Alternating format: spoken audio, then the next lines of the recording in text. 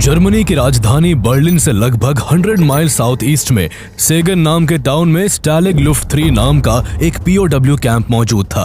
ये कैंप इतना highly secure था कि यहाँ से भाग पाना लगभग नामुमकिन था। करीब 60 एकड़ में फैला हुआ ये वॉर प्रिजनर कैंप एक विशाल किले जैसा था जिसमें 10,000 से भी ज्यादा कैदियों को रखे जाने की क्षमता थी। वर्ल्ड वॉर 2 के दौरान हिटलर ने इसको बनवाया था और यहाँ एलाइड कंट्रीज के वायु सैनिकों को रखा गया, जिनमें ब्रिटेन, अमेरिका, कनाडा और नॉर्वे समेत कई देशों के एयरमैन शामिल थे।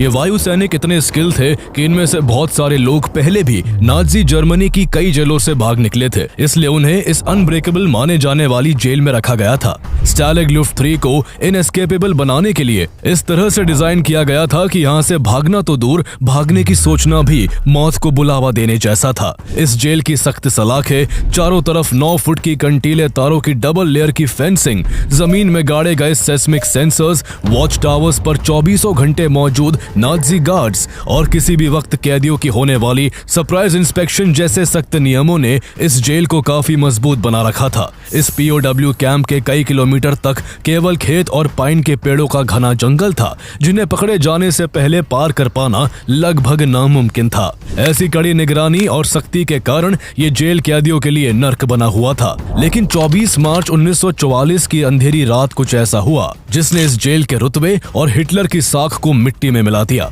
नाजी जर्मनी के इस अनब्रेकेबल माने जाने वाले प्रिजनर कैंप से 30 फीट गहरी और 300 फीट लंबी टनल खोदकर नाजी गार्ड की नाक के नीचे से 1 या 2 नहीं, पूरे 76 कैदी भाग निकले।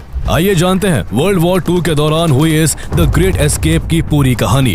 कैदियों ने इतनी कड़ी सुरक्षा के बीच 3-3 सुरंगें कैसे बनाई? इन भागे हुए 76 कैदियों में से कितने लोग सुरक्षित अपनी मंजिल तक पहुंच सके? और जो पकड़े गए उनका तानाशाह हिटलर ने क्या हश्र किया?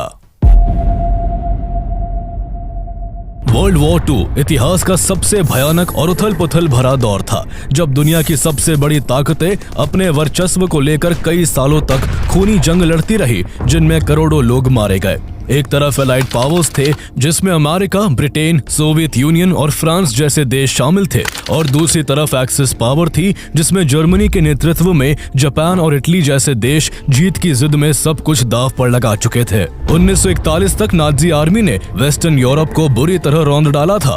उन दिनों जर्मनी का एयरफोर्स लुफ्टवाफे काफी स्ट्रॉन्ग था। उसके पास एक से एक बेहतरीन एडवांस एयरक्राफ्ट थे, जिन्होंने युद्ध में एलाइड कंट्रीज के कई एयरक्राफ्ट शॉट डाउन कर दिए। इस दौरान जर्मनी ने एलाइड कंट्रीज के हजारों एयरमैन और लाखों आर्टिलरी सैनिकों को प्रिजनर्स ऑफ वॉर बना लिया था। इतनी बड़ी संख्या में युद्ध बंदी